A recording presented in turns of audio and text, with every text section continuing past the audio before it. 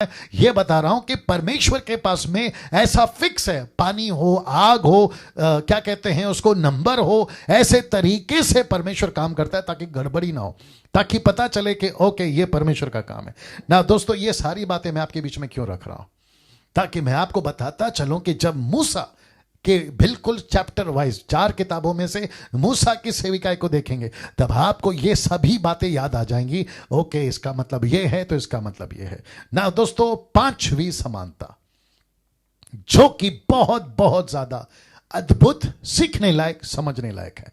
अगर इसको मैं अलग से एडिट करके वीडियो अपलोड करता हूं, आप लोग उसको भी शेयर कर सकते हैं, दूसरों के साथ में आप लोग बांट सकते हैं ना। दोस्तों, मैं चाहता हूं कि जितनी तादाद में आप लोग जुड़ सकते हैं जुड़ते चले जाएं आज, और फिर मंगलवार के दिन से आपको जो है इन अध्ययनों को सीखना है ना। 5वीं समानता क्या है पास डैनियल जी? ये रहा, एक है टबरनेकल और नए यरूशलेम में जी, उस वक्त का टबरनेकल और इस वक्त का जिसकी हम सब अपेक्षा कर रहे हैं, नया यरूशलेम। और उसके बीच में यीशु आएगा, उसके बीच में कलीसिया आएगी, उसके बीच में आप और मैं आएंगे। लेकिन मैंने क्यों लिखा टबरनेकल और नया यरूशलेम? क्योंकि उसकी स्क्रिप्चर और उसका कनेक्शन हम सबके साथ में। तो सबसे पहले बात करते हैं इस टबरनेकल की, जिसका ढांचा, आकार, स्ट्रक्चर परमेश्वर ने मूसा को दिया। फिर उसके बाद में यहोशू, फिर उसके बाद में राजा दाऊद, फिर उसके बाद में सुलेमान, और फिर उसके बाद में ऐसे करते करते एजरा, फिर उसके बाद में नेहमिया, फिर उसके बाद में शास्त्री फरीसी, यीशु के टाइम की जितनी भी मंदिरें बनी, क्योंकि टूटी फिर बनी, टूटी फिर बनी, ऐसे करते करते जो स्ट्रक्चर था जो मूसा ने दिया था, जिसको हम कहते हैं टबरनेकल, जिसमें बहुत सारी चीजें थी। अर्पण कैसे होगा, ऑफरिंग कैसे होगा, कौन कैसे अंदर जाएगा, अंदर का आंगन कैसा है, बाहर का आंगन कैसा है, इन सभी के ऊपर पौलुस कहता है इब्रानियों 11 में, इन सब का एक एक करके चर्चा करने का टाइम अभी नहीं है। लेकिन क्योंकि कुछ चीजें आपके बीच में लूंगा ताकि आपको पता चल जाए कि वो नमूना मॉडल नमूना जो उस वक्त में ये था, ऐसा हूबहू वही नमूना कलीसिया के रूप में, यीशु की दुल्हन के रूप में, खुद यीशु के रूप में, और नया यरूशलेम के रूप में, जिसका मैं जिक्र अभी करूंगा। तो ऐसा कुछ होता था। आप देख सकते हैं 2 पट्टियां जहां 10 आज्ञाएं हैं, मूसा की लाठी, और फिर आप देख सकते हैं करूब, और ये सारा दिवट, और वो रोटी जो मन्ना गिरता था, ये सारी चीजें ना। दोस्तों, इसका कनेक्शन कैसे नए यरूशलेम से, मैं रिक्वेस्ट करता हूं आखिर तक बने रहें, अद्भुत अद्भुत चीजें आपको सीखने को मिलेगी। इब्रानियों 9:9, आइए देखते क्या लिखा है। लिखा है, और यह तंबू, इसलिए मैं वापस कह रहा हूं कि यह तंबू, आर्क, टबरनेकल, लिखा है यह तंबू, तो वर्तमान समय के लिए एक दृष्टांत है। आप समझते हैं, दृष्टांत एक उदाहरण के रूप में था। इसका मतलब है कि यह मंदिर परमानेंट नहीं है। तब की बात करूं तब भी नहीं है, आज की बात करूं तो आज भी नहीं है, और ऐसा भी परमानेंट नहीं है। और जिसके लिए यीशु ने क्रूस के ऊपर जब वो मर रहे थे ना, तो यही कहा था 6वां शब्द, इट इज फिनिश, समाप्त हुआ। और जैसे ही यीशु ने अपना प्राण त्यागा, वैसे ही मंदिर का पर्दा ऊपर से नीचे तक फट गया। मत्ती की किताब 27:51, मैथ्यू 27:51। इसका मतलब क्या है? पर्दा क्यों फाड़ा इस मंदिर का? उसके पीछे कारण है। यीशु कहता है कि अब, कम ऑन गेट रेडी, किसी प्रकार का कोई महायाजक अब उस पवित्र स्थान में पैर में रस्सी बांधकर, उसके वस्त्र के चारों तरफ घुंघरू बांधकर, आप समझ रहे हैं ये सारी लंबी चौड़ी स्टडी है, किसी प्रकार का बकरी का लहू लेकर, किसी प्रकार की सैक्रिफाइस लेकर अब उस पवित्र, अति पवित्र स्थान में जाने की जरूरत नहीं है। क्यों? क्योंकि एक सिद्ध, एक परफेक्ट ब्लड, एक सिद्ध मेमने का लहू उस दिन सृष्टिकर्ता को मिल चुका था, जिसका नाम है यीशु। जिसका नाम है जीसस, जिसको देखकर जॉन द बैप्टिस्ट ने कहा था कि देखो ये जो आ रहा है ना, ये जगत का मेमना है जो सारे मानव जाति के पापों को उठा ले जाता है। मैं उन सब से इस वक्त में बड़े सख्ती से बात करना चाहता हूं जो ईसाई नहीं है। ईसाई से मेरा मतलब धर्म नहीं है, रिलीजन नहीं है। ईसाई से मेरा मतलब है यीशु को मानने वाले। क्रिश्चियन से मेरा मतलब है क्राइस्ट को फॉलो करने वाले। आप अगर हिंदू हैं तो मैं तुमसे सख्ती से बात करूंगा। मुस्लिम, बुद्धिस्ट, आदिवासी, पारसी, जैन, आप रोडपति, करोड़पति, टाटा, बिरला, अंबानी, लंदन के प्रिंस टाइप, या देसी विदेशी, जंगली, आदिवासी, जो भी हैं, मैं आपको एक ही चीज पूछूंगा कि एक ऐसा सिद्ध लहू जो बहा था 2020 साल पहले, क्या उस लहू को तुमने जाना है? क्या उस मेमने को तुमने जाना है? जो बलिदान तुम अभी तक चढ़ा रहे आ रहे हो, कभी पेड़ के नीचे तो कभी पहाड़ के ऊपर, आपको इशारा मिल रहा होगा, कभी इसके नाम पे तो कभी उसके नाम पे, तो कभी उस व्यक्ति के नाम पे तो कभी इस व्यक्ति के नाम पे, अपने कुल देवता के नाम पे, देवी के नाम पे तुम लहू बहाते आ रहे हो। इस आशा से दया आती है कभी कभी आप लोगों के ऊपर कि कैसे अंधे बनकर आप लोग किसी अंधे को फॉलो कर रहे हो। कुछ हासिल नहीं है, क्योंकि सर्वसिद्ध लहू, मैं इसलिए नहीं कह रहा हूं क्योंकि मैं बाइबल वाला हूं, मैं इसलिए नहीं कह रहा हूं क्योंकि मैं यीशु को मानता हूं, मैं इसलिए कह रहा हूं क्योंकि यह बात सच है। यह बात सच है, यह बात सच है।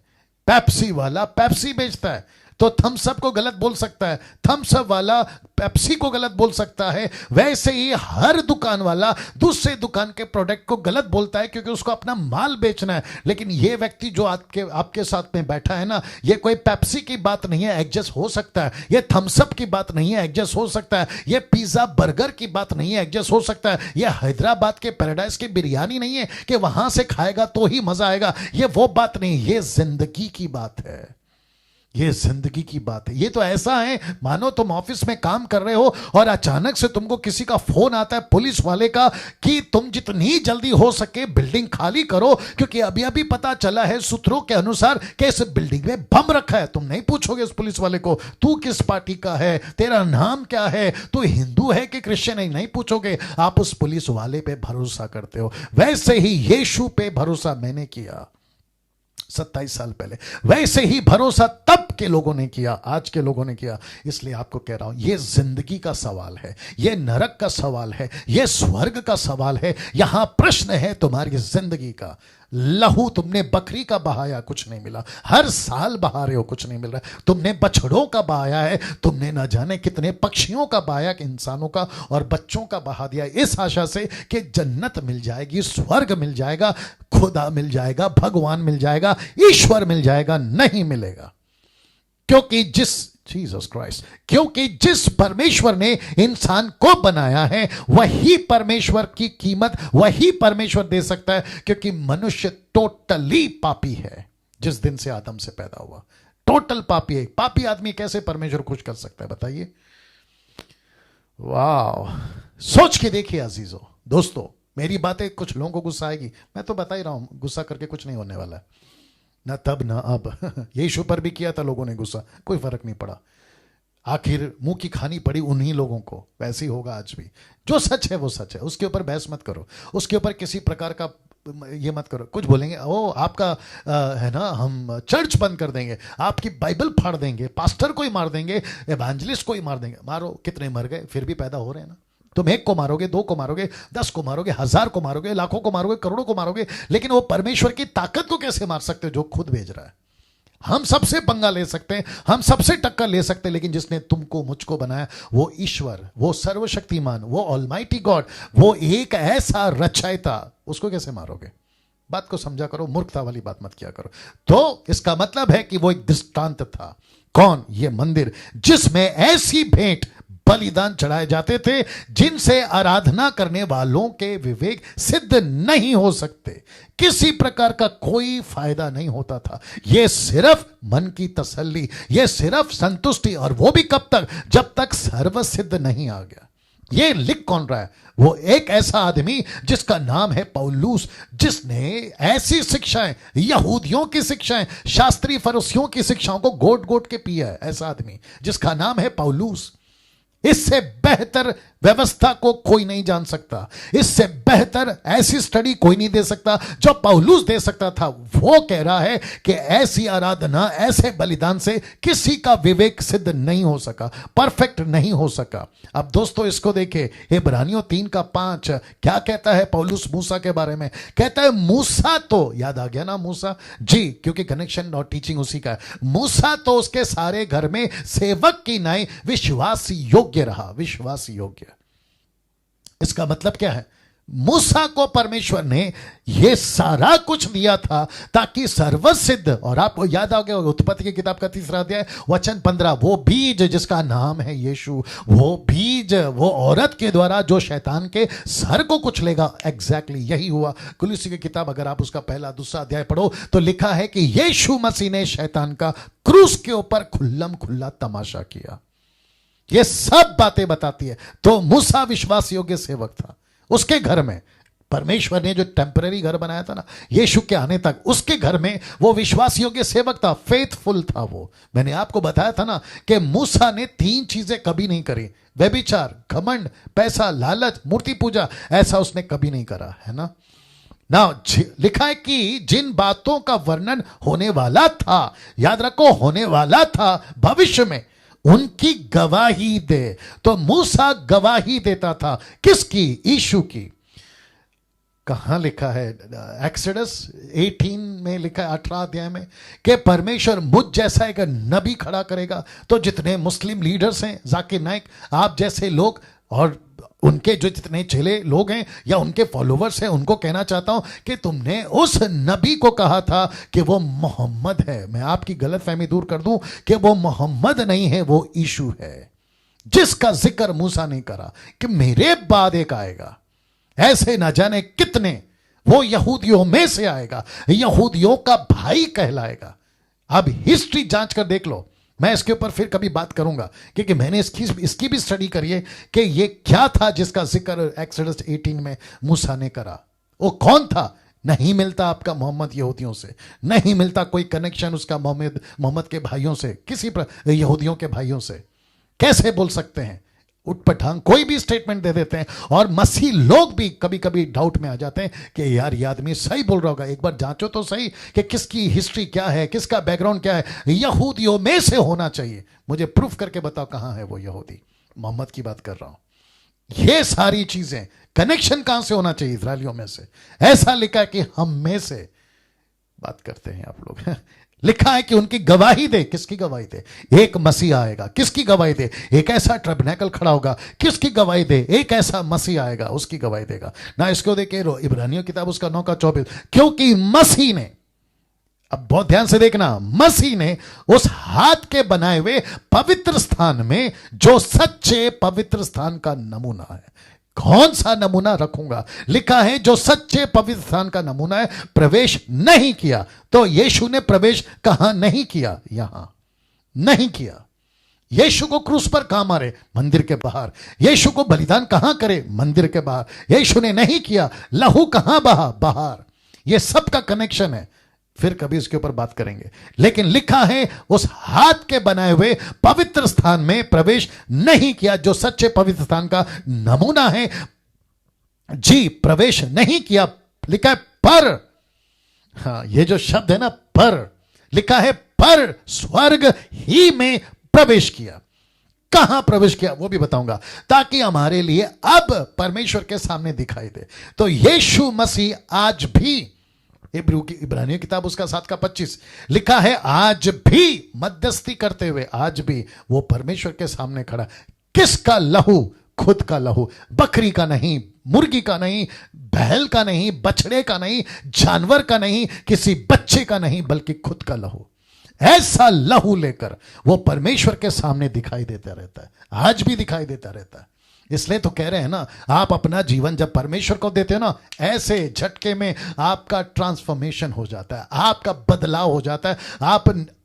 आपकी पुस्तक में जो नाम लिखा था ना पहले पापी जीवन में, नरक की किताब में, लेकिन जैसे ही तुम अपनी जबान से कबूल करते हो कि मैं यीशु का हूं, मैं इसको स्वीकार करता हूं, उसी क्षण, उसी पल, उसी घड़ी, सेम मोमेंट आपका नाम वहां से काटकर जीवन की पुस्तक में लिख दिया जाता है।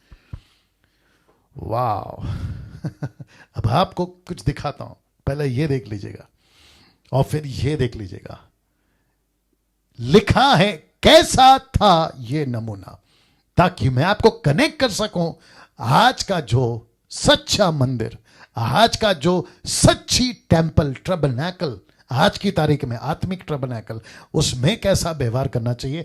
तो वापस आपको दिखा देता हूं ये और फिर ये।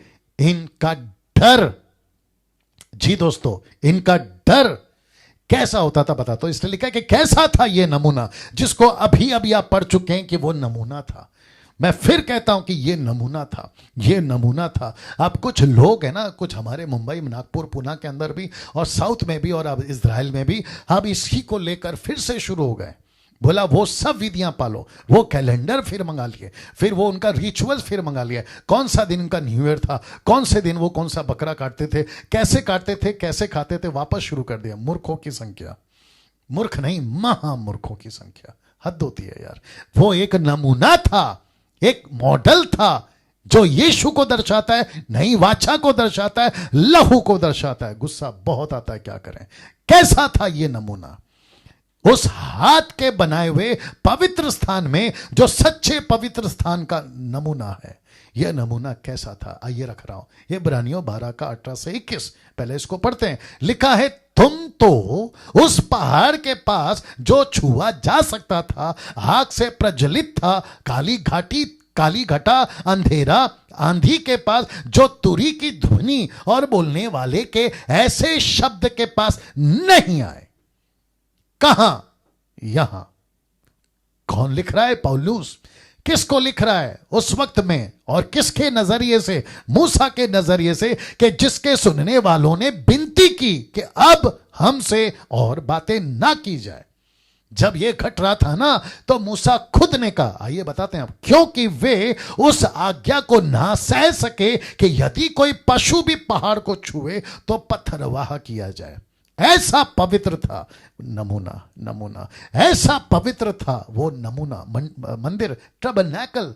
ये सिर्फ एक दृष्टांत के रूप में तब रखा था, जब वो तब रखा था वो मंदिर के आसपास में अगर कोई जानवर पक्षी भी चला जाए तो लिखा है कि उसको पत्थर से मार दो। अब आप अंदाजा लगाओ कि अशुद्ध अनक्लीन, कैसे बताऊं, अशुद्ध अनक्लीन पक्षी, जानवर, इंसान अगर भूले भटके चला जाए मंदिर के आसपास में तो पत्थर से मार दो। ऐसी आज्ञा थी। लिखा है, और वो दर्शन ऐसा डरावना था कि मूसा ने कहा, मैं बहुत डरता और कांपता हूं। ये देख लीजिए, कांपता हूं। कौन सा नमूना? ये वाला। इसको देखकर अगर मूसा डर रहा है, इसको देखकर अगर जानवर भूले भटके चले जाए तो उसको पत्थर से मार दो। और ऐसा लिखा है कि आग से प्रज्वलित था, काली घटा थी, अंधेरा छा जाता था, और लिखा है आंधी के साथ बड़ी बिजली, आंधी चलती थी, भवंडर आप कह सकते हैं। और ऐसा लिखा है कि बड़ी बड़ी धुनी, किसकी? तुरी की। कौन बजाता था? इजरायली नहीं, ऐसा लिखा है फरिश्ते तुरी बजाते थे। ऐसे शब्दों के साथ में परमेश्वर का जब उपस्थिति आता था, कहां? वापस बताऊंगा, यहां। ऐसा माहौल, ऐसा दबदबा, ऐसा सिनारियो आप अपनी दिमाग में कल्पना करना शुरू करिए। जब ये सब कुछ यहां उतरता था ना, जब यहां उतरता था ना, तो लोग, पौलुस माफ करें, मूसा कहता है, मैं कांप जाता था। माय गुडनेस, मेरे साथ में बिल्कुल बने रहिएगा, मैं कनेक्ट करूंगा, आपको कनेक्ट करूंगा ना। अब आप कहां हो? आप खुद को अगर कलीसिया कहते हो तो आप कहां हो? अगर यीशु को तुम दुल्हा और खुद को दुल्हन कहते हो तो तुम कहां हो? इब्रानियों किताब 12 का 22 से 24 में आपको बताता हूं, लिखा है, पर तुम, कलीसिया को कह रहा है पौलुस, और मैं आपको कह रहा हूं, मैं खुद को कह रहा हूं, हम सबको कह रहा हूं, कहता है, परंतु तुम सिय्योन के पहाड़ के पास, जो जीवित परमेश्वर का नगर, स्वर्गीय यरूशलेम के पास। अब आ गया ना यरूशलेम, मैं फोटो दिखाऊंगा। लिखा है, जीवित परमेश्वर के नगर, स्वर्गीय यरूशलेम के पास, और लाखों स्वर्गदूतों और उन पहलोटों के साधारण सभा और कलीसिया। आप देख लीजिए, कलीसिया येलो में ब्रैकेट किया, जिनके नाम स्वर्ग में लिखे हुए हैं। अब देखो, सबके न्यायी परमेश्वर के पास, और सिद्ध किए हुए धर्मियों की आत्माओं और नई वाचा के मध्यस्थ यीशु और छिड़काव के उस लहू के पास आए हो। पहला क्या लिखता है? नहीं आ सकते, नहीं जा सकते। गलती से कोई चला भी गया तो पत्थर से मार दो। लेकिन अब लिखा है कि तुम उसके पास आए हो जो हाबील के लहू से उत्तम बातें करता है। माय गुडनेस दोस्तों, कल्पना कीजिए और कंपेयर करिए तब का मंदिर, आज का मंदिर। आप कल्पना करिए, आपको एहसास हो जाएगा कि कैसा दबदबा था इस मंदिर का, कैसा दबदबा था इस मंदिर का। और आज आप पहुंचे हो कहां पर? इसको कहते हैं कलीसिया, इसको कहते हैं यीशु। ना दोस्तों, इसको देखिए, यीशु कौन था? यीशु कौन था? मुझे वक्त का ख्याल रहेगा। यीशु कौन था दोस्तों? यीशु कौन था जब वो पृथ्वी पर आया था? यीशु कौन था? जानना चाहोगे ना? मैं इसको जरूर बताऊंगा, लेकिन मैं चाहता हूं कि जितने व्यूअर्स यूट्यूब और फेसबुक पे मुझे फॉलो करते हैं, मैं रिक्वेस्ट करता हूं कम से कम इस वीडियो को, जैसे आप लोग अपनी ईमानदारी करते आए हैं, दिखाते आए हैं, मैं चाहता हूं कि कम से कम इस वीडियो को जब मैं अलग से एडिट करके बनाऊंगा, इसको जितनी तादाद में लोगों, मसीहों तक, विशेष करके सेवकों तक पहुंचा सके तो पहुंचाइए। क्यों? अब आप पूछोगे क्यों? मैं आपको कारण देता हूं। क्योंकि जैसा यीशु को पेश करना था ना, कुछ 200 साल पहले से अब तक, यानी कि इन 200 सालों में या 2 पीढ़ियों में pastors, Bible teachers, evangelist, bishop, reverends, apostle, prophet and so called denomination, मैं वापस कहता हूं, ये सब, ये 2 पीढ़ी 200 साल में 90% ये लोग फेल हो गए। यीशु को जैसा पेश करना था वैसा पेश करने में मुझे इस बात का दुख भी है और साथ ही साथ गुस्सा भी है। ऐसा क्यों करते हैं नहीं समझ में आता। ऐसा क्यों करते हैं? जैसा लिखा है वैसा पेश क्यों नहीं करते? यीशु को आपको पता है क्या बना दिया इन 2 सालों में, माफ करें 200 सालों में? यीशु प्यार करता है, नो डाउट यीशु प्यार करता है, लेकिन वो पहलू क्यों नहीं दिखाते कि वो गुस्सा भी करता है? साथ ही साथ क्या बताते हैं पता है? यीशु का वो पहलू, बच्चों को मेरे पास आने दो, तो यीशु मसीह को, यीशु मसीह की फोटो, यीशु मसीह की छवि, यीशु मसीह की पर्सनालिटी, यीशु मसीह का इमेज ऐसे बनाया है कि यीशु मसीह सबको प्यार करता है, बच्चों को बहुत प्यार करता है और बच्चे उनको बहुत पसंद है। ऑफ कोर्स उनको पसंद है, कोई डाउट नहीं है, लेकिन साथ ही साथ ये क्यों नहीं बताते कि ये बब्बर शेर है? ये क्यों नहीं बताते कि इसके हाथ में तलवार है? ये क्यों नहीं बताते कि ये गधे पे नहीं अब घोड़े पे आने वाला है? ये क्यों नहीं बताते कि ये जलने वाला, भस्म करने वाली आग है? ये क्यों नहीं बताते? और इसी बात का अफसोस है कि ये 200 सालों में यीशु की छवि को जैसा पेश करना था वैसे नहीं किया। आप जितने लोग सुन रहे हैं, आप अपनी प्रतिक्रिया देते रहें, मैं चाहता हूं कि आप दें। यूट्यूब वालों के लिए माफी चाहूंगा क्योंकि उनका कमेंट बॉक्स बंद रखा है, उसकी कई वजह है। वापस आता हूं, यीशु को जैसा पेश करना है वैसा पेश करिए, नहीं तो दिक्कत हो जाएगी। इसलिए यीशु ने कहा मत्ती के 5:19 में, प्रकाशित वाक्य के 22:18-19 में, उसने कहा ना तो बढ़ाकर पेश करना, ना घटाकर पेश करना, ना चढ़ाकर ना बढ़ाकर, जैसा है एज इट इज। यीशु प्यार करता है, ऑफ कोर्स करता है, लेकिन यह भी बताओ कि उसको गुस्सा आता है। बाप रे, एक टॉपिक और चर्चा करेंगे वचन पे चर्चा पे, और वो है वंस सेव्ड ऑलवेज सेव्ड। ये वाला कॉन्सेप्ट आ गया है मसीह समाज के अंदर। कहते हैं आपका उद्धार हो गया है, मौज करो, मस्ती करो, जो करना है करो, क्योंकि तुम पक्का स्वर्ग में जाओगे। लीजिए, ऐसे नमूने, ऐसे प्रचारक या ऐसे बाइबल टीचर मसीह समाज में, इनकी संख्या सड़े घाव की तरह फैल रही है, जिसका जिक्र 2 तिमोथी 5:16 से आगे पौलुस ने किया। ये लोग सड़े घाव की तरह फैलेंगे। वाह! और जब हम ऐसा प्रचार करते हैं, डैनियल राज और 10% मुझ जैसे, तो कहते हैं इनकी वीडियो मत देखो। देखो कितने चालाक है शैतान। कहता है इनकी वीडियो मत देखो, ऐसा प्रचार मत सुनो। और इनको प्रचार कौन सा पसंद आता है? ऐसा प्रचार जहां लड्डू मिलता है, ऐसा प्रचार जहां शुगर का इंजेक्शन लगता है। इनको नहीं पसंद आता ऐसे वाली बातें। कोई दिक्कत नहीं, जब आएगा ना न्याय का सिंहासन, तब पता चलेगा कि क्या किया इन्होंने।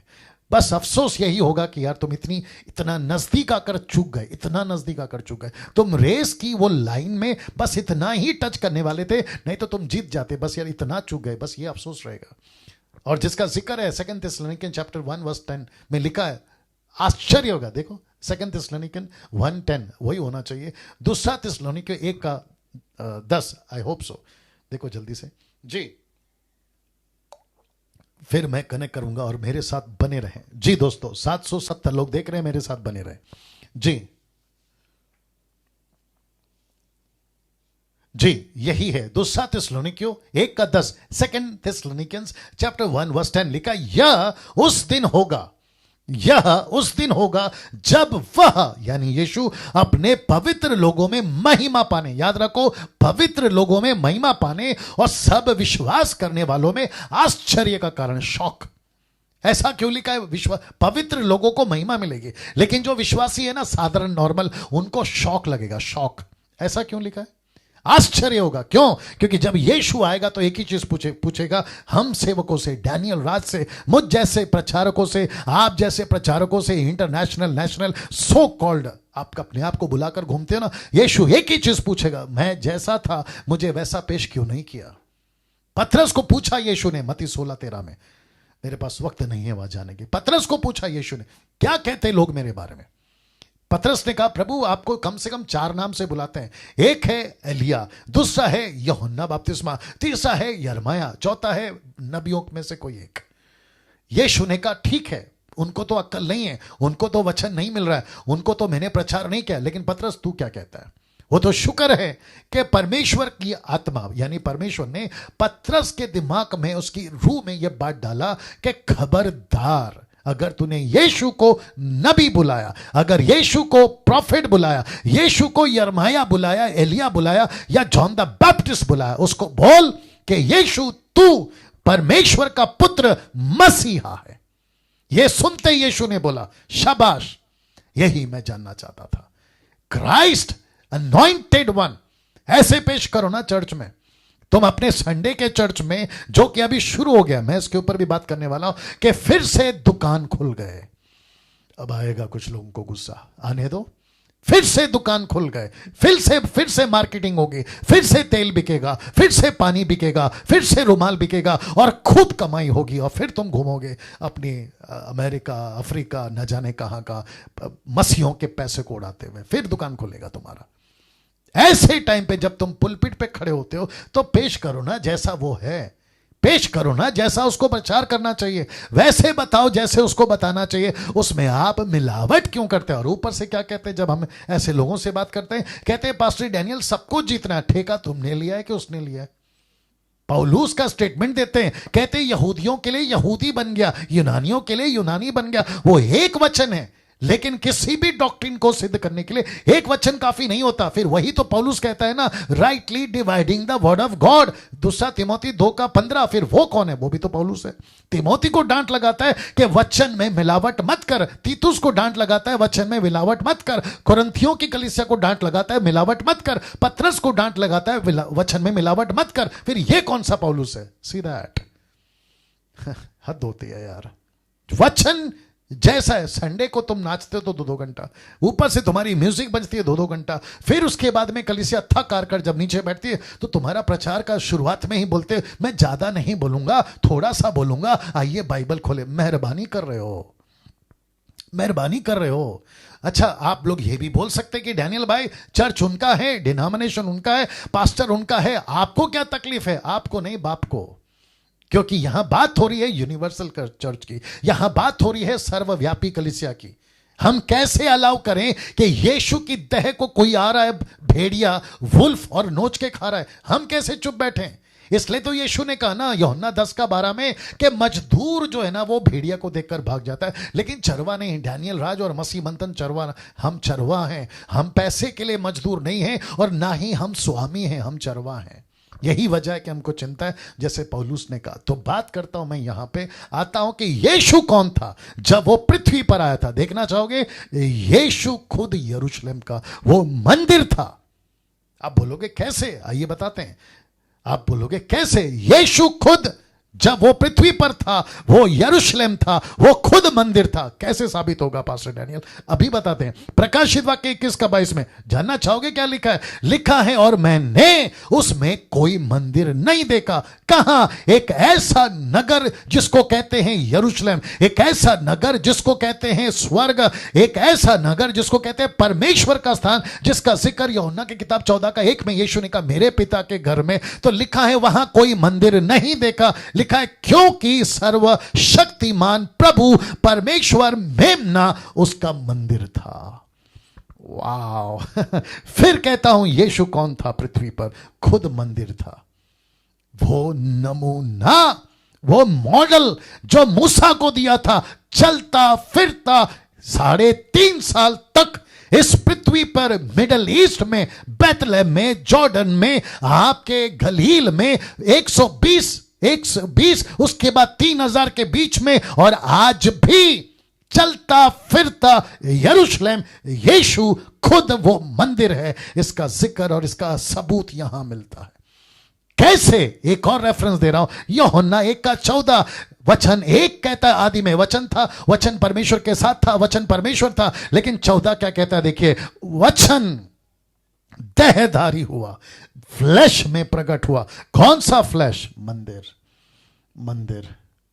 ये मंदिर प्रकट हुआ। ऐसा कनेक्शन कभी आपने नहीं देखा होगा। वचन देहधारी हुआ, अनुग्रह और सच्चाई में परिपूर्ण होकर हमारे बीच में डेरा किया। वो वक्त था 40 साल। मूसा के टाइम पे आता था परमेश्वर की उपस्थिति, आती थी परमेश्वर का पवित्र स्थान, लेकिन वो था टेम्पररी, वो था नमूना, वो था मॉडल। लेकिन अब लिखा है मनुष्य के बीच में डेरा किया, और हमने उसकी ऐसी महिमा देखी जैसे पिता के एक लौते की महिमा। यीशु कौन है? खुद मंदिर है। यीशु कौन है? खुद स्वर्ग है। यीशु कौन है? खुद यरूशलेम है। और उसने हमको और आपको क्या बनाया? कलीसिया। हम भी मंदिर है। मेरे पास वक्त नहीं है बताने के लिए। पहला कुरिन्थियोस का निकालो, पहला कुरिन्थियोस का 3:16, जल्दी निकालो। पहला कुरिन्थियोस का 3:16। अजीजों मेरे साथ बने रहें, दोस्तों मेरे साथ बने रहें। ऐसा प्रकाशन, ऐसी बातें आपके बीच में रख रहा हूं जी। पहला कुरिन्थियों 3:16 पौलुस ने क्यों कहा? उसके पीछे मकसद क्या था? उसका मकसद यही था दोस्तों, उसका मकसद यही था, क्या तुम नहीं जानते कि तुम परमेश्वर का मंदिर हो और परमेश्वर का आत्मा तुम में वास करता है? स्टीफन कहता है, प्रेरितों की किताब 7वां अध्याय, आई थिंक 57-58 में, वो कहता है कि परमेश्वर हाथ के बनाए हुए घरों में नहीं रहता। हाथ के बनाए हुए घरों में नहीं रहता। कहां गया? हाथ के बनाए हुए घरों में नहीं रहता। स्टीफन ने कहा शास्त्री फरीसियों से, नहीं रहता। मैं भी तो वही कह रहा हूं। हमने जिसको मंदिर बना के रखा है ना, कई तरह के डिनोमिनेशन, नाम नहीं लूंगा, ऐसे बहुत सारे मंदिर, ऐसे माफ करे, बिल्डिंग, पत्थर के, ईंट के, लकड़ी के, लोहे के, और ना जाने क्या क्या। ये नहीं है परमेश्वर का मंदिर। परमेश्वर का मंदिर आप खुद हैं। यीशु जी आप खुद हैं। इसी का तो जिक्र है, देखिए ना, वो खुद मंदिर है। तुम्हें मसीह बसेगा। परमेश्वर कहता है मैं उनमें चलूंगा, उनमें फिरूंगा, वो मेरे लोग होंगे। क्या गजब है दोस्तों, क्या गजब है। क्या कभी ऐसा सोचा था कि यूहन्ना 1:14 कहता है कि उसने डेरा किया? क्या मतलब है इसका? वो हमारे बीच में चला फिरा, हमारे बीच में आया, हमारे बीच में घूमा। हमने उसकी ऐसी महिमा देखी जैसे इकलौते पुत्र की। अब इसको देखिए, मूसा की सेविकाई में परमेश्वर ने बताया था कि कितना पवित्र हूं। कौन? परमेश्वर। कैसा होना चाहिए मेरा मंदिर? उतना ही पवित्रता की मांग करता है। वही परमेश्वर आज भी हम मंदिर से, इफिसियों का 5:26-27 में, कि उसके वचन को द्वारा जल के स्नान से शुद्ध करके पवित्र बनाए और उसे एक ऐसी तेजस्वी कलीसिया बनाकर अपने पास खड़ी करे जिसमें ना कलंक, ना झुर्री, ना कोई ऐसी वस्तु हो। ब्रैकेट में मैंने संसार लिखा है, वस्तु मतलब संसार, वरना पवित्र और निर्दोष हो।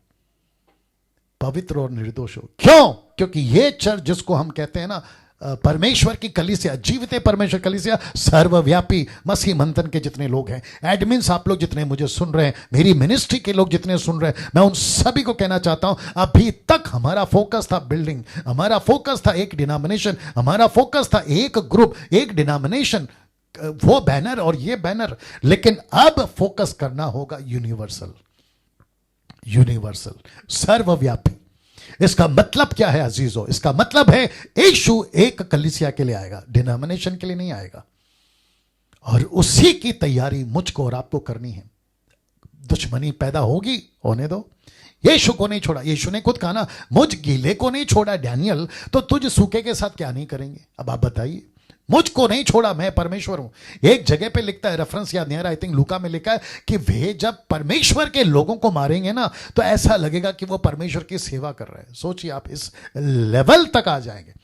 फेसबुक पे दुश्मनी चलेगी, यूट्यूब पे दुश्मनी चलेगी, और जो कि चल रही है मुझ जैसे 10% के ऊपर, कोई फर्क नहीं पड़ता। कुत्ते भौंकते रहेंगे, हाथी चलता रहेगा। ये वाला एग्जाम्पल तो मैं बहुत बार दे चुका हूं। लेकिन यीशु की कलीसिया को किसी भेड़िए को नोचने नहीं देंगे, किसी भेड़िए को नोचने नहीं देंगे, ये बात तो कंफर्म है। तो जितने लोग सुन रहे हैं, देख रहे हैं, मैं आप सभी को कहना चाहता हूं, आप सभी को एक ऐसी कलीसिया बननी है जिसमें किसी प्रकार का कलंक, किसी प्रकार का डॉट, किसी प्रकार की झुर्री, किसी प्रकार का वस्तु संसार नहीं दिखना चाहिए ना। दोस्तों मैं समाप्ति पर हूं। इब्रानियों 12:25 ऐसा लिखा है, पहला शब्द सावधान रहो, ऐसा लिखा है सावधान रहो। फिर लिखता है उसके और उस कहने वाले से मुंह ना फेरो, क्योंकि वे लोग जब पृथ्वी पर की चेतावनी देने वाले से मुंह मोड़कर ना बच सके, तो हम स्वर्ग पर से चेतावनी करने वाले से मुंह मोड़कर क्यों कर बच सकेंगे? जब मूसा के टाइम पे पक्षी गलती से आ जाता था, भेड़ बकरी गलती से आ जाता था, उनको पत्थर से मार दो, ऐसा नियम था। यही तो लिखा है ना कि पृथ्वी पर की चेतावनी वाले से वो नहीं बच सके, तो स्वर्ग से जो मसीहा की चेतावनी आई है। मैंने इसलिए तो कहा ना कि यीशु को जैसा पेश करना चाहिए था वैसा पेश नहीं किए हैं, उसी की गलती हो गई। जैसा पेश करना था ना वैसा पेश नहीं, इसीलिए मेरे को भी गुस्सा है कि भाई तुम जैसा दिखता है, जैसा लिखा है, इसलिए तो लिखा ना लूका 10:26 में, कैसे देखते हो और कैसे पढ़ते हो।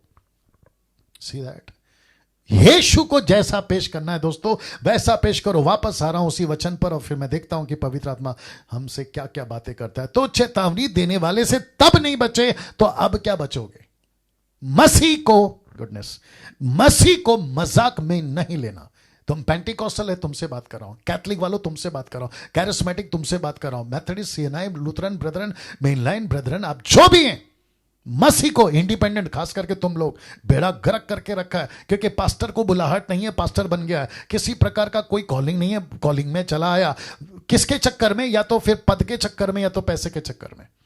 किसी प्रकार का इंडिपेंडेंट वालों ने, जिनका कोई मेंटर का मतलब है उनको किसी की नहीं सुनना है। बोला मैं, इसको कहते हैं खुला सांड। ये जो रास्ते पे देखा होगा ना आपने, पहला वो जब छोटा होता है ना तो उसका कोई चरवा होता है, उसको पालता है, उसको चलाता है, लेकिन जैसे ही बड़ा हो जाता है ना तो वो उसके आदी नहीं रहना चाहता, रस्सी तोड़कर भाग जाता है, उसको कहते हैं खुला सांड। तो 90% इंडिपेंडेंट लोगों ने अपने आप को खुला सांड बना लिया है।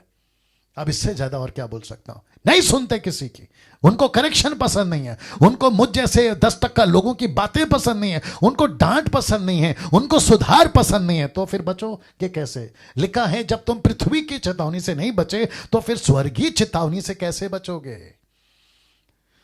वाह, सोच के देखिए दोस्तों, क्या परिस्थिति है मसीहों की आज। कितना गंदा मसीह समाज होता जा रहा है। मैं समझता हूं, मैंने बीच में वीडियो बनाई थी, पॉर्न वीडियो एंड मी, मैंने उसमें कहा था कि 5 साल के बाद आप मसीहों का जो परिस्थिति है ना वो देखोगे तो आपको अंदाजा हो जाएगा। आज का स्टेटमेंट, इसको अगर अभी नहीं रोका, खत्म। अगर अभी सावधानी नहीं बरती, खत्म।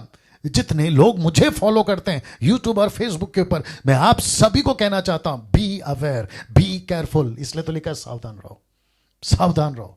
ये आदमी क्यों चिल्लाते रहता है हर वीडियो में? कुछ लोग कहते हैं कि डैनियल भाई आपका प्रचार बहुत अच्छा है, लेकिन आप गुस्से में बात करते हैं। आप बताइए, आप, तुम्हारा बच्चा 20 साल का हो गया है, उसको अभी तक ABCD नहीं आ रही है, फिर भी उसको दूध और चॉकलेट खिलाओगे, डंडा नहीं उठाओगे? और इसी के गलती के चलते तो 20 साल का घोड़ा हो गया और उसको अभी तक ABCD नहीं आ रही है। वही तो बसियत की बात है।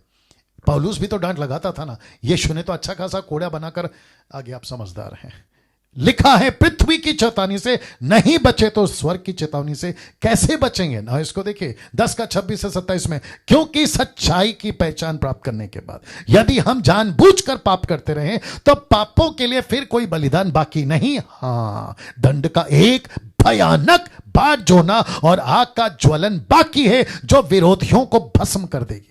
यह विरोधी कौन है आपको जानना। ये विरोधी कौन है? इसमें पास्टर है, इसमें बाइबल टीचर है, इसमें बाइबल प्रीचर है, इसमें इंटरनेशनल प्रीचर है, नेशनल प्रीचर है, इसमें देश का विदेश का अमीर गरीब वो सब सेवक है जो मत्ती का 7 का 21 से 23 तक का जिक्र किया है। यीशु कहता है उन विरोधियों को मैं भस्म कर दूंगा जो जानबूझकर पाप करते रहते हैं। Can you believe this?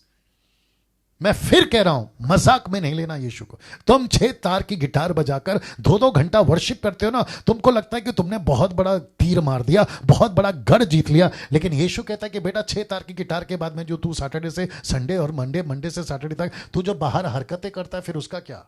ऐसा लिखा है कि मैं विरोधियों को भस्म कर दूंगा। माय गुडनेस, तुम जो पैसे के लालची बन गए हो, तुम जो पद के लालची बन गए हो, घमंड और पाप तुम्हारे जीवन में बस गया, ऐसों को प्रभु कहता है मैं विरोधियों को भस्म कर दूंगा। क्या ऐसा प्रचार 200 साल में कितना % हो रहा है बताइए? मैंने इसलिए कहा ना, ये 200 साल में बेड़ा गर्क हुआ है। और जो आज बड़ा बड़ा नाम, अपने नाम के पहले डॉक्टर, अपने नाम के पहले रेवरेंड, अपने नाम के पहले बिशप, अपने नाम के पहले अपोस्टल एंड प्रॉफिट डाल के घूमते हैं ना, उनसे पूछे कि सर आप लोगों का प्रचार का तरीका क्या है? ऐसों से मैं बात करना चाहता हूं, आपका प्रचार का तरीका क्या है? क्या खिला रहे हो तुम चर्च को? तुमने चर्च के लोगों को डायबिटीज बना दिया है, डायबिटीज का पेशेंट बना दिया है। जब देखो मीठा खिलाओ, जब देखो मोटिवेशनल प्रीचिंग, जब देखो ब्लेसिंग प्रीचिंग। कभी ये बात भी तो बताओ कि अगर कोई जानबूझकर पाप करेगा, जानबूझकर पॉर्न वीडियो देखेगा, जानबूझकर girlfriend boyfriend affair, extra marital affair, जानबूझकर पैसे का लालच, मूर्ति पूजा और सांसारिक बातों में बढ़ेगा, तो लिखता है कि विरोधियों को भस्म कर दूंगा। ये वही परमेश्वर है जो तुमको बचा सकता है, ये वही परमेश्वर है जो तुमको मार सकता है। और कैसे लिखा है? भस्म कर दूंगा, ऐसे चुटकियों में। इसलिए तो बताए थे ना कि फिरौन को उसने कहा कि बेटा मैं तो तुझे कब का खत्म कर देता, लेकिन तुझे बचाकर रखा है ताकि मेरी सामर्थ्य दिखाऊं। वैसे है परमेश्वर। इब्रानियों किताब उसका 8 का 10 का 28 से 29 में क्या लिखा? देखो, जबकि मूसा की व्यवस्था का ना मानने वाला 2 या 3 जनों की गवाही पर, जरा शब्द पे ध्यान दीजिएगा, लिखा है बिना दया के मार डाला जाता था। विदाउट मर्सी, किसी प्रकार का कोई दया नहीं होता था।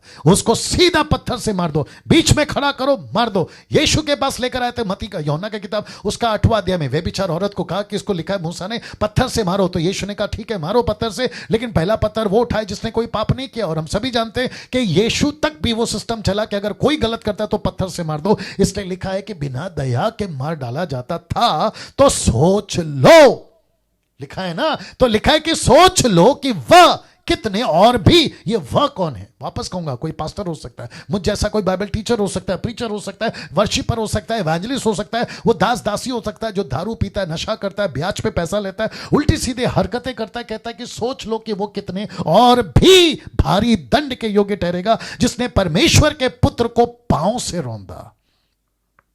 यहूदा इस्करियोत ने तो 30 चांदी के सिक्के में बेचा। हारून ने तो गाय का बछड़ा बनाया।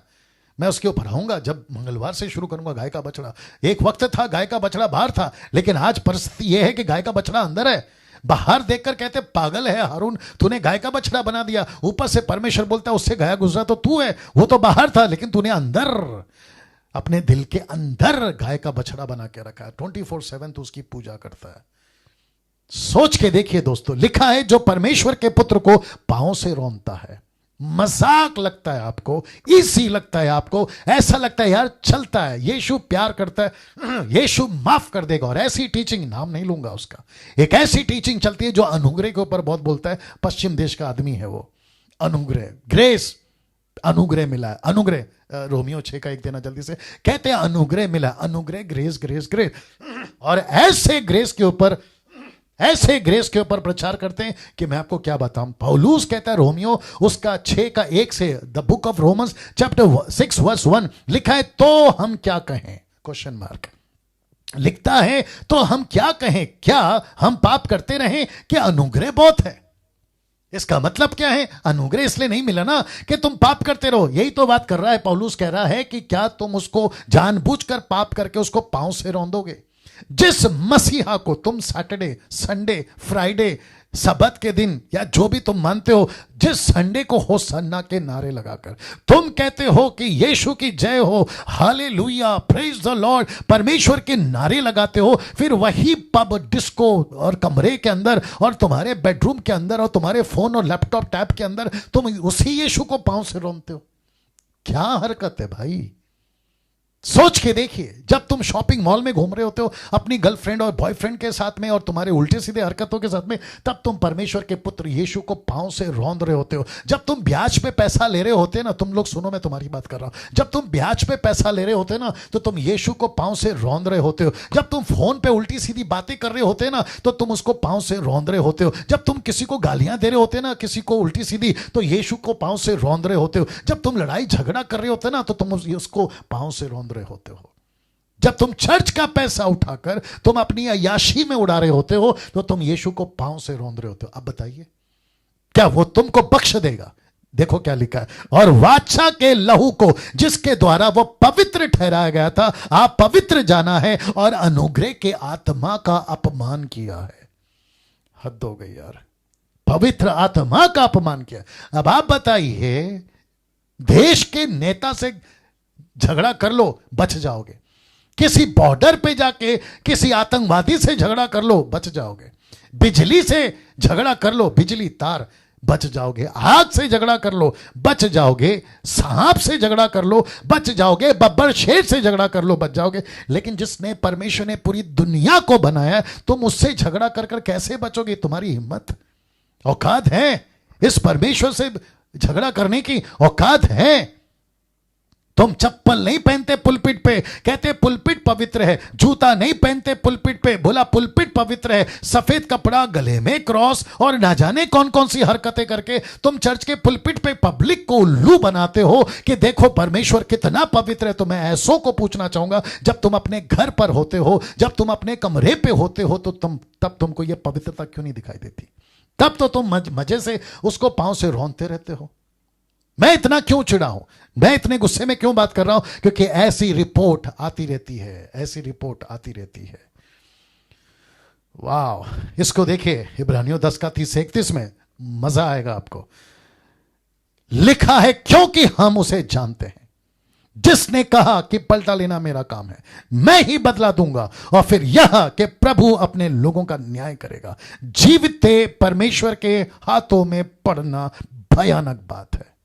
मैं वही तो समझा रहा हूं तब से आपको, जीविते परमेश्वर के हाथ में पड़ना भयानक बात है, मजाक नहीं है। यीशु के पीछे चलना, मैं जितने मुझे अभी देख रहे हैं 790 लोग, मैं उन सभी को कहना चाहता हूं, यीशु के पीछे चलना मजाक नहीं है। मजाक नहीं है जो तुम्हारे घर पे तुमने बाइबल ला ली, मजाक नहीं है जो तुमने अपना जीवन 10 साल, 15 साल, 40 साल, 50 साल पहले अपना जीवन प्रभु को दे दिया। मजाक नहीं है अजीजों, मजाक नहीं है। बात को समझिए, यीशु को जीवन देने का मतलब है टोटल सरेंडर। यीशु को जीवन देने का मतलब है संपूर्ण समर्पण। ये आधा अधूरा समर्पण अगर दे रहे हो तो वापस चले जाओ संसार में। आधा अधूरा अगर जीवन दे रहे हो, वापस चले जाओ संसार में, कोई जरूरत नहीं है ना। मैं समाप्ति पर आ रहा हूं। यीशु आपसे एक ही चीज की उम्मीद रखता है, यीशु आपसे एक ही चीज की उम्मीद रखता है, और वह है पवित्रता, होलीनेस। बस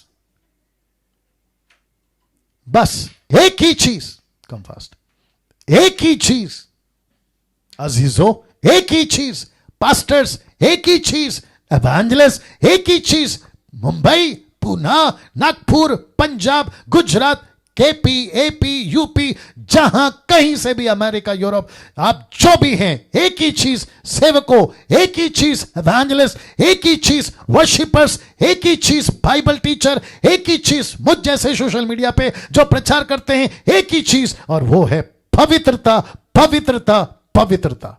वचन है ये इब्रानियों 12 का 14, लिखा है, उस पवित्रता के खोजी हो जिसके बिना कोई प्रभु को कदापि ना देखेगा, नहीं देखेगा। दोस्तों कैसा लग रहा है? इसलिए लिखा है इब्रानियों 12 का 28-29 में, इस कारण मैं बताता हूं, इस कारण हम उस राज्य को पाकर जो हिलने का नहीं, उस अनुग्रह को हाथ से जाने ना दे जिसके द्वारा भक्ति और भय, ऐसा लिखा है, कांपते हुए प्रभु के पास आओ। इधर तो नाचते हुए प्रभु के पास आते हैं। और डर नाम की चीज नहीं है, डर नाम की चीज नहीं है चर्च में। जैसा चाहो नाचो, जैसा चाहो कूदो, जैसा चाहो चलो। अरे प्रभु प्यार करता है, एक दिन जब मार पड़ेगी तब पता चलेगा। और ऐसों को 20 साल से अच्छे से जानता हूं, इसलिए ये बातें बोल रहा हूं। लिखा है भय सहित, डर नहीं है आज, इसलिए लिखा है, पौलुस कहता है भय सहित परमेश्वर की ऐसी आराधना कर सकते हैं जिससे वो प्रसन्न होता है, क्योंकि हमारा परमेश्वर भस्म करने वाली आग है। भय सहित, भय सहित। मैं यहां समाप्त करूंगा। मुझे आपकी प्रतिक्रिया एक ही तरीके से चाहिए। ये वीडियो मैं इसको एडिट करके डालूंगा, जो 5वां सिमिलैरिटी है ना, उसको टैबरनेकल और यीशु जो कनेक्शन मैंने दिया है, मैं उसको जब एडिट करके डालूंगा आज ही या कल, मुझे नहीं मालूम, लेकिन उसको खूब शेयर करिए। इवन इसको भी करिए, बात अलग नहीं है, इसको भी खूब शेयर करिए। सो आपको कैसा लगा? आपने कनेक्शन देखा, सिमिलैरिटी देखी, और 5वीं सिमिलैरिटी जो कि आपको बहुत कुछ दिखाइए, सिखाइए ना। दोस्तों, आपको ये समाप्ति में बताता चलूं कि वचन पे चर्चा कल, वचन पे चर्चा कल मसीह की दया के लिए एक नया फेसबुक प्रोग्राम हर शनिवार रात 8 बजे, जो कि एक वचन है, प्रेरितों 17:11 कहता है, प्रतिदिन पवित्र शास्त्रों में ढूंढते रहे कि ये बातें यूं ही हैं कि नहीं, और उसके ऊपर वचन को लेकर हम चर्चा करेंगे। और मेरे साथ में कम से कम 7-8 पास्टर्स, लीडर्स, युवा, बुजुर्ग, सीनियर, जूनियर, ये सब रहेंगे जूम के माध्यम से, जो यूट्यूब माफ करें, स्क्रीन के ऊपर आपको वीडियो के द्वारा आपको वो बात करते हुए दिखेंगे, और मैं भी रहूंगा, ठीक है ना। तो ऐसे करते हुए कल ये वचन पे चर्चा का प्रोग्राम, जो कि बिल्कुल नया प्रोग्राम है, कल से स्टार्ट हो रहा है। इसका मतलब है कि मूसा की स्टडी आज 4 दिन चली, मंगलवार से शुक्रवार, अब अगले हफ्ते मंगलवार से शुक्रवार, लेकिन हर शनिवार ये चलेगी। और फिर परसों है ऑनलाइन चर्च, जो संडे गजब का टॉपिक है, मैं कल बताऊंगा। तो ऐसे करते हुए जो टॉपिक हम कल ले रहे हैं, सबसे ज्यादा इंपॉर्टेंट, क्योंकि अभी क्रिसमस का सीजन है, और वो रहेगा क्रिसमस ईसा जन्म उत्सव। इसके ऊपर हम कल ज्यादा बात करेंगे, और अगर वक्त रहा तो इसके ऊपर और एक टॉपिक डालेंगे, रोमियो की किताब उसका 10 का 9 से 10 में, ठीक है ना। इसके ऊपर चर्चा करेंगे। तो दोस्तों, मैं समझता हूं कि आप सभी ने बहुत बहुत आशीष पाई है, और मैं जानता हूं कि आपको अभी परमेश्वर ने हिला दिया है। आप बेचैन हैं, और ये अच्छी बात है। आपको यहां डर आ रहा है, अच्छी बात है। आप बेचैन हो गए हैं, अच्छी बात है। इसको बेकार जाने नहीं देना, इसको बचा के रखिए, संभाल के रखिए। जो मेरे मिनिस्ट्री के लोग हैं, मैं उनको भी कहूंगा, मसीह मंथन के एडमिन्स और मसीह मंथन के ग्रुप, मैं उनको भी कहूंगा, देश और विदेश से आप जहां से भी है, इसको पकड़ के रखिए, क्योंकि यीशु मसीह खुद मंदिर है। यीशु मसीह खुद ओरिजिनल टैबरनेकल है। यीशु मसीह मजाक में लेने वाली चीज या खेलने वाली चीज नहीं है। बी केयरफुल, बी अवेयर, ये बात को समझाते हुए और कहते हुए मैं यहां पे समाप्ति लूंगा, विदा लूंगा, और कल ठीक 8 बजे वचन पे चर्चा के इस प्रोग्राम में आपसे